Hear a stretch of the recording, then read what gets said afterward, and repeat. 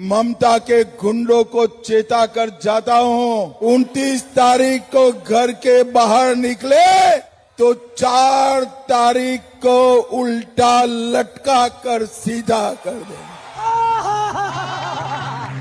तो भैया सुना, अमित शाह ने ममता दीदी के गुंडों को साफ साफ चेतावनी दी है कि अगर 29 तारीख को घर से बाहर निकले तो 4 तारीख को उल्टा लटका कर सीधा कर देंगे।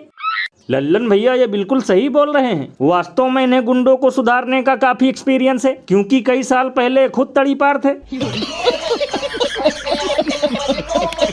यानी लल्लन भैया आज यूपी, बिहार और दिल्ली में शांति किसकी बदौलत है? इन्हीं के बदौलत है। मतलब अब माताएं बहनें आराम से गहने लाद कर घूम रही हैं। कोई लफंगा किसी बेटी की तरफ नजर उठाकर भी नहीं देखता। और सारे गुंडे तो ऐसे गायब हो चुके हैं जैसे गधे के सर से सींग। भैया इसीलिए तो लोग घनघोर मजाक करते हुए ये कहते हैं कि जहां पहले से ही सरकार है वहां के मवालियों को तो 12 साल में नहीं लगा पाए ठिकाने, और अब बंगाल आए हैं गुंडों को झंडू बाम बनाने। ये बड़ी अच्छी बात कही आप। वैसे भैया मुझे तो लगता है कि झाल मुरी चबाने और मछली भात खाने के बावजूद भी इन्हें यहाँ वोट के नाम पर सिर्फ ठेंगा ही मिल रहा है। इसीलिए मंदिर मस्जिद के साथ साथ डर की राजनीति करने पे उतारू हैं।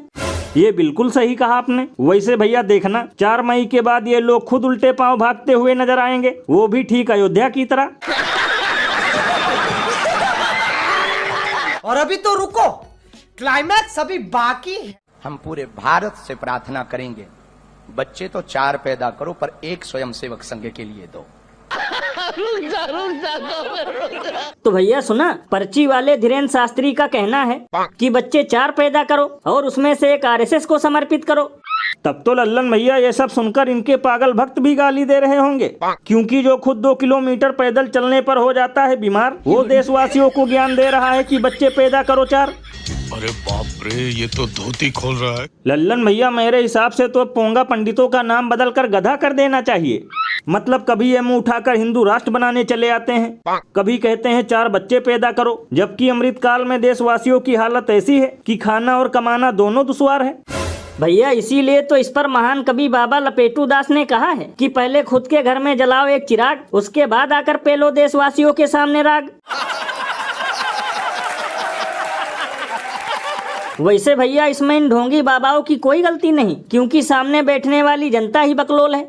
यानी इनके सामने कोई मुसलमानों की बुराई करने लगे, मंदिर मस्जिद की बात करने लगे, तो ये झट से उसे अपना फूफा मान लेते हैं, फिर चाहे वो हत्यारा ही क्यों ना हो।